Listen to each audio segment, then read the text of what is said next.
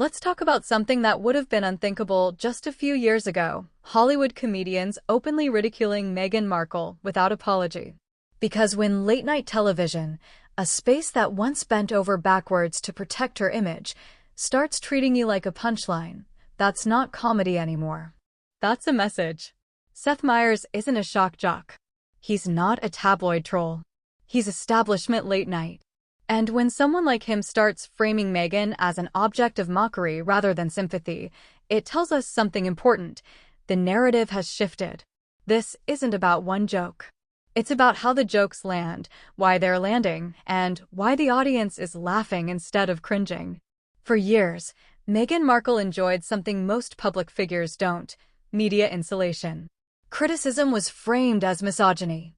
Pushback was labeled racism. Even mild skepticism was treated like moral failure. But late-night comedy operates on one rule. If the audience laughs, the shield is gone. Seth Meyers didn't attack Meghan personally. What he did was arguably worse. He reduced her public persona to a predictable trope. Over-branding, over-messaging, overexposure. The kind of self-serious image that collapses the moment it's treated lightly.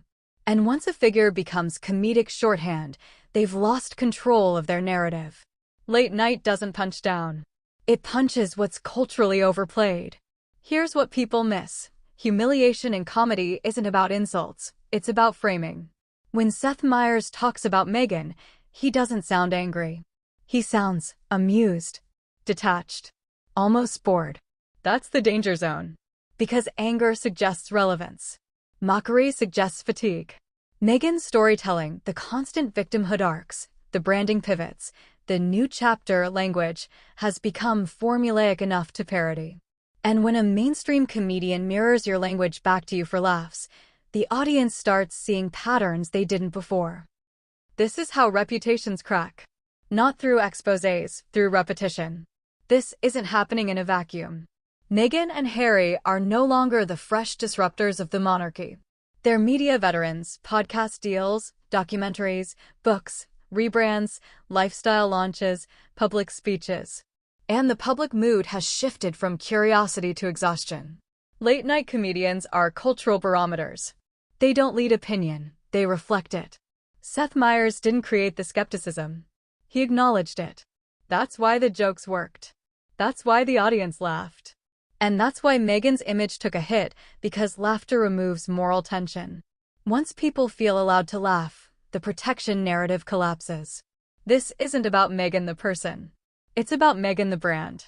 Late-night comedy thrives on exposing contradictions. Authenticity versus heavy PR. Privacy versus constant visibility. Empowerment versus perpetual grievance. Those contradictions have become public knowledge, not conspiracy theories.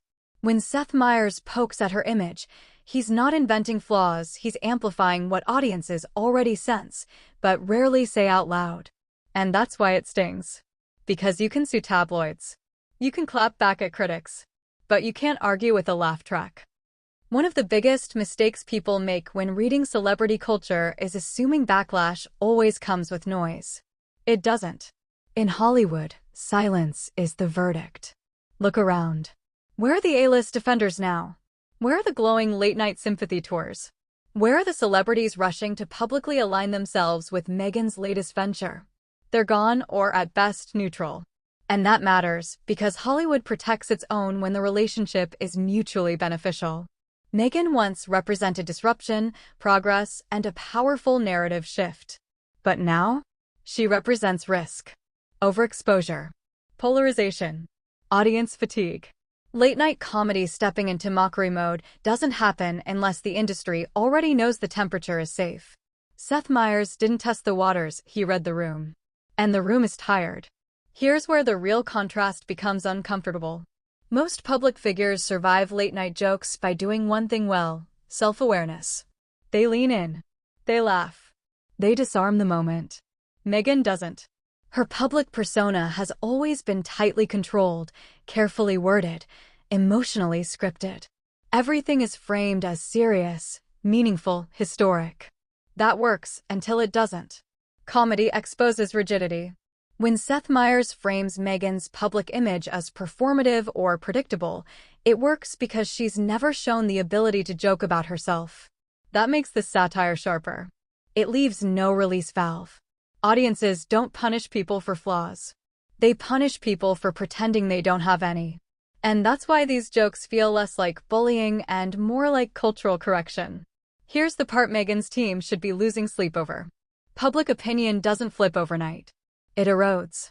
First comes curiosity, then sympathy, then skepticism, then jokes. Late-night comedy is the final stage before full reputational reset. Once someone becomes a recurring punchline, not for scandal, but for behavior, their credibility changes. Their seriousness is questioned. Their messaging loses weight. And that's where Meghan is now. Not hated, not cancelled, just no longer untouchable. That's worse. Because relevance without authority is deadly in media. You're still visible, but no longer respected. Still talked about, but not believed. And once that shift happens, it's incredibly hard to reverse, especially for someone whose brand depends on being morally persuasive. This wasn't just a joke. It was a signal. A signal that Meghan Markle has officially crossed from protected figure to fair game. From narrative driver to narrative subject. And in Hollywood, once the comedians move on you, the public follows, not angrily, but casually. With laughter. With eye rolls. With disengagement. That's how power fades. Not with boos. With jokes.